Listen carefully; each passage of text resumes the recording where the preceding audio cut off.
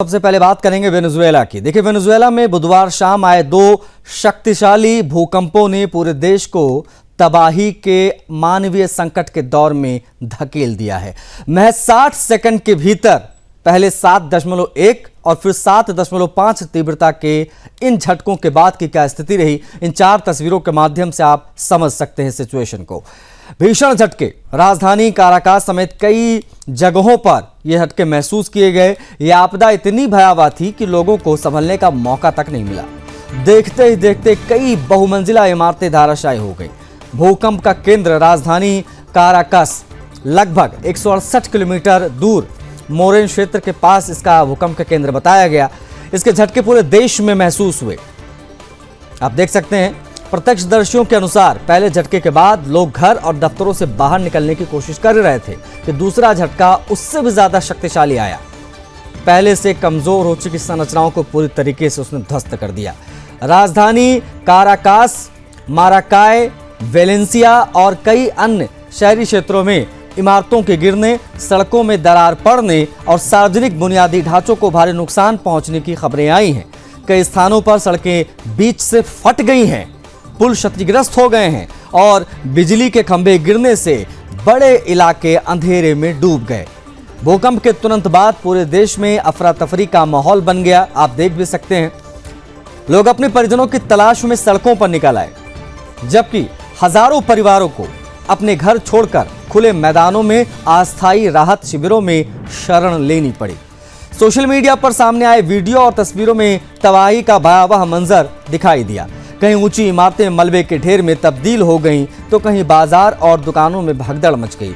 एक CCTV footage में साफ देखा जा सकता है कि लोग एक दुकान में खरीदारी कर रहे थे, तभी अचानक पूरा भवन हिलने लगता है। ये देखिए, ये उस समय की तस्वीरें हैं। कुछ ही सेकंड में लोग अपनी जान बचाने के लिए बाहर भागते हैं, लेकिन उसी बीच में दूसरा झटका भी आ जाता है। एयरपोर्ट, रेलवे स्टेशन, सार्वजनिक स्थल, इन तमाम जगहों पर अफरा तफरी का माहौल हो गया, क्योंकि लोगों को लगातार ये झटके महसूस हो रहे थे। आफ्टर शॉक का डर सता रहा था। राहत और बचाव एजेंसीज के अनुसार कई इलाकों में अब भी बड़ी संख्या में लोग मलबे के नीचे दबे हैं। सेना, पुलिस, दमकल विभाग और आपदा प्रबंधन की टीमें युद्ध स्तर पर राहत और बचाव अभियान में जुटी हैं।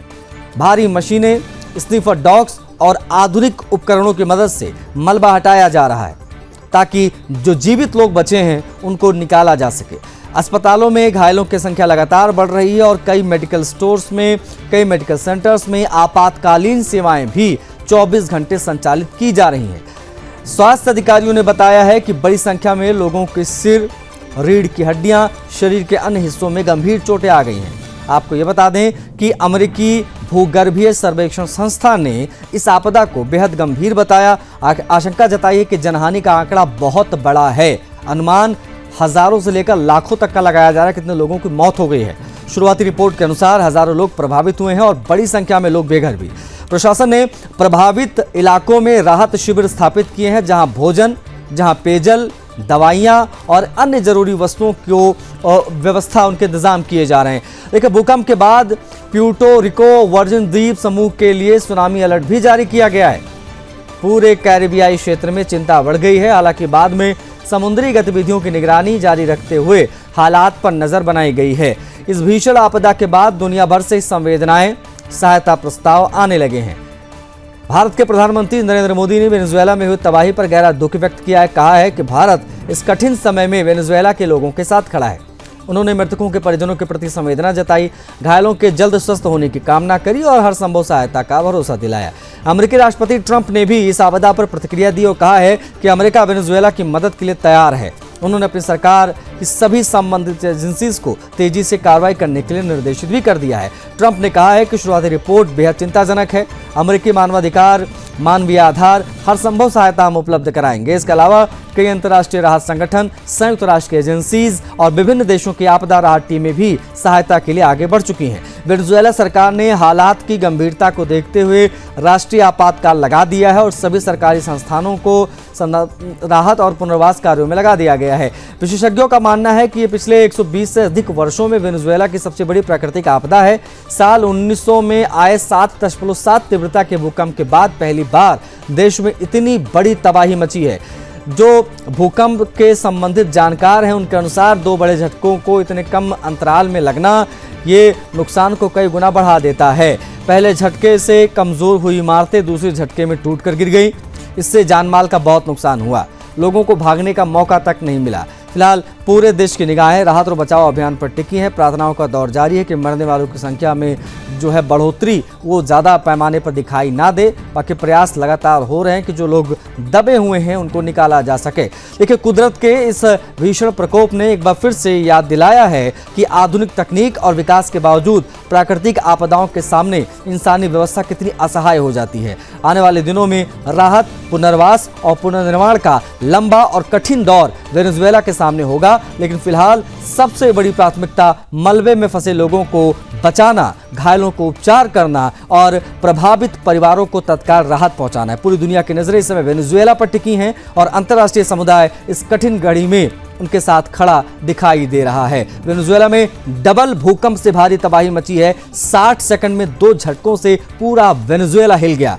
डबल भूकंप से पूरा वेनेजुएला इस प्रकार दहला कि संख्या मरने वालों की हजारों से लाखों के बीच बताई जा रही है। मलबे में जिंदगी तलाशी जा रही है। ये इस वक्त की अपडेट्स है।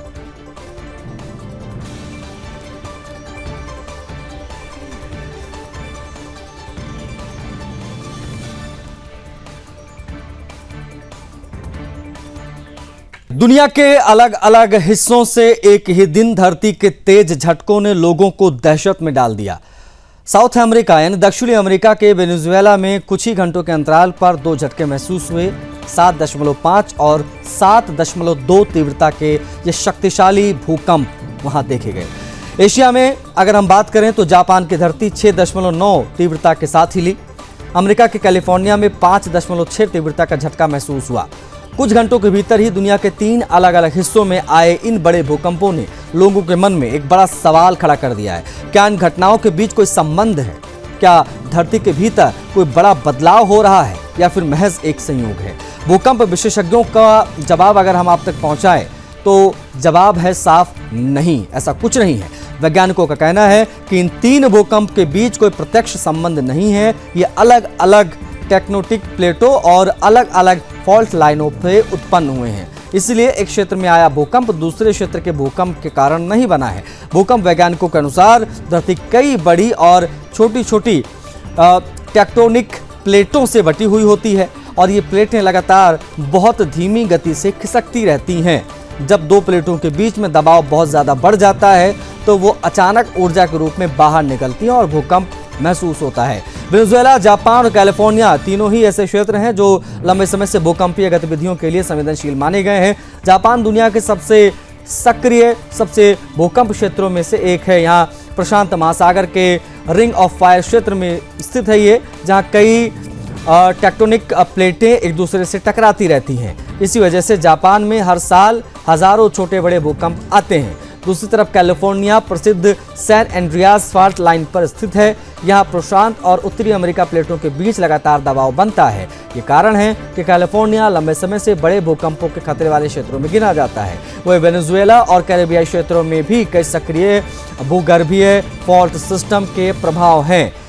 यहाँ भी प्लेटों के गतिविधियों के कारण समय समय पर बड़े भूकंप के झटके महसूस होते हैं।